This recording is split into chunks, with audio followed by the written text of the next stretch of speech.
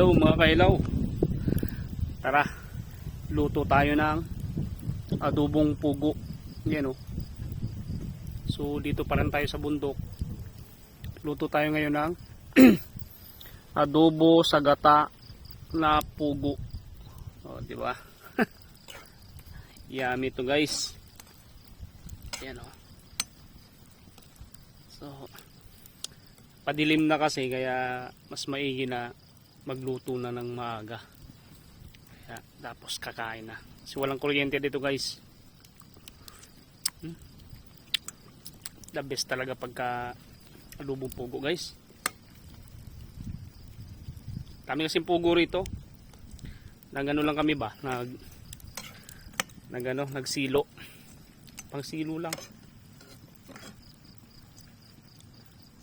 Saka ang daming ano dito. Daming labuyo.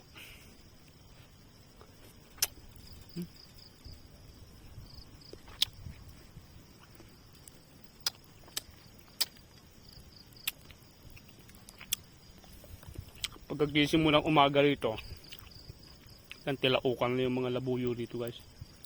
Sa mga hindi nakakalam ng labuyo, yun ay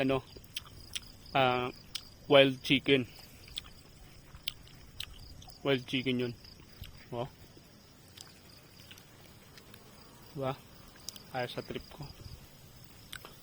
So dito kasi yung dalawang kapatid. So wala tayong ginagawa naman sa bahay, kaya dito muna ako. Ayun yung alaga ko. Nandun sa gilid. Yun o. So dito muna kami magpapalipas ng ano. Dito ko muna ilalaan yung bakasyon ko guys.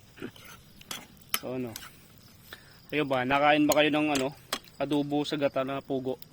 Yan o. Pwede na to guys. Lagyan natin ng tanglad. Yan o. Diba? Masarap talaga pagka mga ganitong mga ulam. Ako kasi mga kahilaw, mahilig talaga ako sa exotic foods, mga ulam. Yan, seafoods. Kaya pagka inalok niyo ako ng pagkain, kailangan exotic yan o kundi seafoods.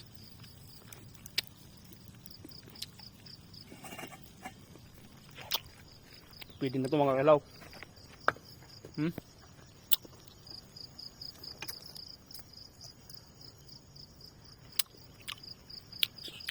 Sarap pulutanin.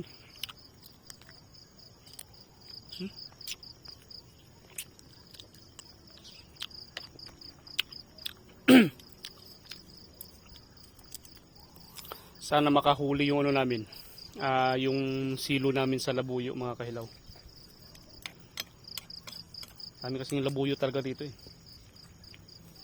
Iba-vlog natin pagka nakahuli tayo. Pinapapak ko na to mga kahilaw. Thank you.